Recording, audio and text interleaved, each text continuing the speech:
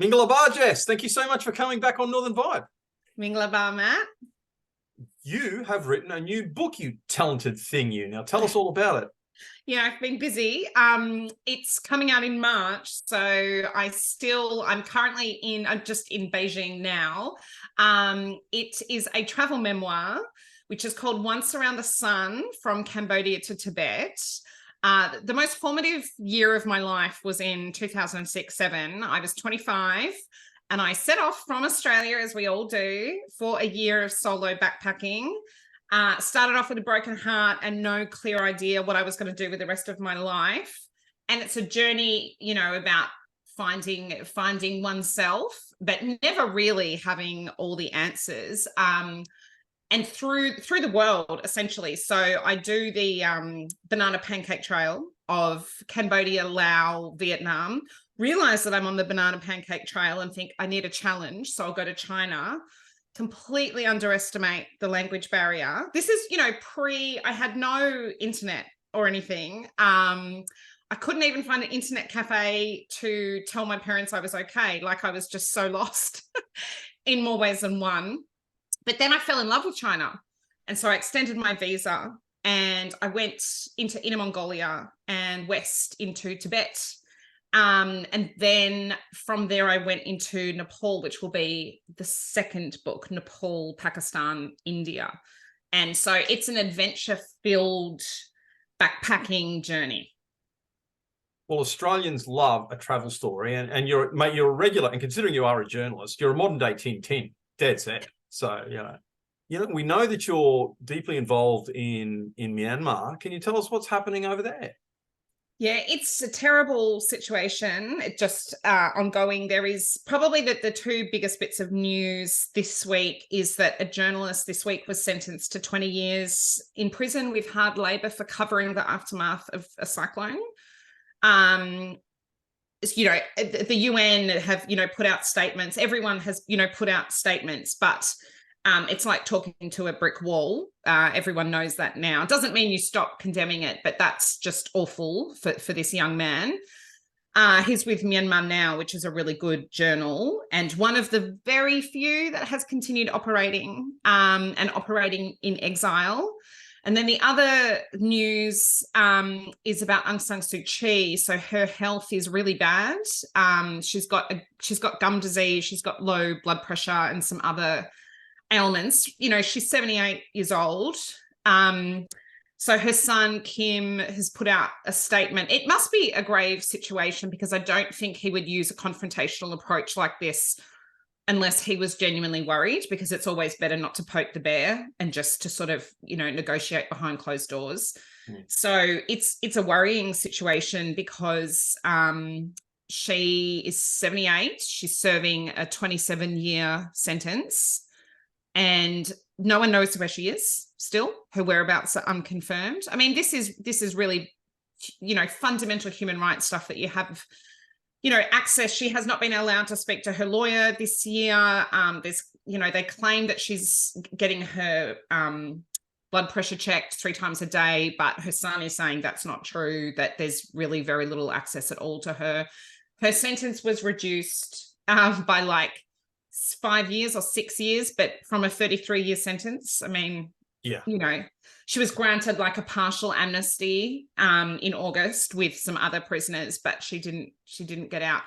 So I guess, if she passes away in prison, and it's looking like, that may happen, I think the bloodshed will be immense because, as we know, she has been the hero of the nation for decades.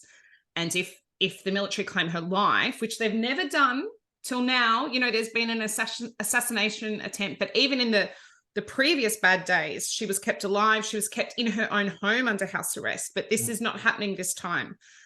So that, there'll be a lot of blood spilled because it will be, out and out war, I would say. I mean, it is a civil war now, but I would say that it will, significantly ramp up. And it's just for what? Why? All of this, why? And how has, and obviously what's happening in Europe has affected the coverage of what's happening in Myanmar. So can you kind of comment much on that? Oh, I mean, I hear it said frequently that, there's a lot that the Ukraine war is covered a lot more than Myanmar, and Myanmar has really is the forgotten country. And it's true. There's much more coverage. The thing is, it's easier to explain, like Russia has invaded a sovereign country. Yep. And that immediately, your sports people can't compete in the Olympics. It's just, that's a rule. You're not allowed to do that. Myanmar's really complex. It's its own military that's taken over, that was never democratically elected. But I think it's harder for outsiders to understand. And so to get the headlines, it's so complex. When these, battles are fought and they're against ethnic groups, ethnic minorities, that people, even if they know Myanmar, they haven't heard of the ethnic minorities. So even reporting that is really complex. I know from, having reported on ceasefires and things before. So it's really tough. And the other thing is that the military seems to have successfully returned the country to the status quo. It is just ticking along under a military dictatorship. I've heard that tourists are beginning to return. And so this is the situation in Myanmar. So what is there to report on? You know what I mean? Yeah. Like, what change has occurred? You can't just continually say this is terrible. That is done, but in other formats, in terms of generating news headlines. And then the danger is everyone's used to Myanmar being a dictatorship. Yeah. And so it just, I interviewed the CEO of Intrepid Travel the week before last. And I said at the end, I've written a book about Myanmar. And he said, that's the only country in the world we're not doing business in. He said, I regret it. He's sad, but that really goes to show, doesn't it? Mm. Not the only country. They're not, obviously there's some dangerous countries, but they have not been able to re-enter, and they're present in 120 countries. So.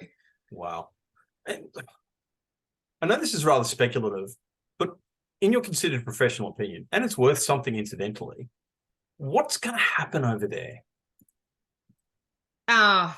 I feel that it has gone back to day zero, and the days have to pass until an event such as Aung San Suu Kyi passing away triggers an uprising so violent and so persistent that power is taken violently. Yep.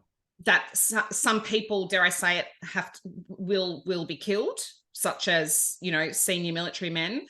And it will just be an out and out anarchy. It's not functioning now. It's a failed state now because the basic things are not happening.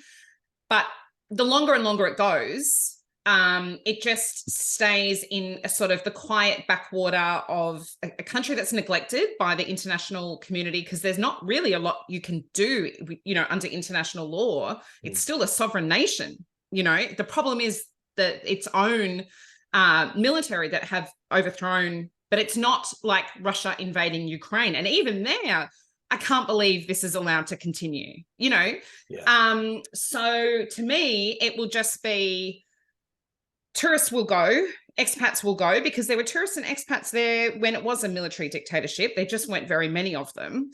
And it will continue along in this with very few opportunities for young people, terrible healthcare for older people, needless suffering and low, high mortality and low health outcomes. International aid and stuff they're sort of hamstrung at the moment, really even being able to deliver aid. It's often interrupted. You have terrible natural disasters occurring more frequently. It's a pretty grim picture. The aid can't get in. With COVID, there were people standing in line waiting for oxygen bottles, and they were shot at by the military. Wow. Waiting in line for life-saving things. And they also, when the charities were sending in like emergency relief supplies, they were confiscating it. And they were confiscating anything like vaccines or anything and charging people $30 for a vaccine. $30 is a monthly salary. That's like charging, I don't know, $5,000 or something here. It's that terrible. It's been absolutely awesome catching up. If people want to watch your career, you do have a site Website. that people can chase. Yeah, jump on my website, Jessica Mudditt, MUDDITT.com. And I have a newsletter you can sign up to, and there will be many things happening this year, books and all kinds of exciting news. There I am. There you are. Yep, darker hair. Yeah. Me, Yeah. bit older. Still Well, me. at least you have some, like, you know, my photo. Yeah. But look, I'm going to mix linguistic metaphors here. Now that I know that you lived in China, big Sheshini and Dachan.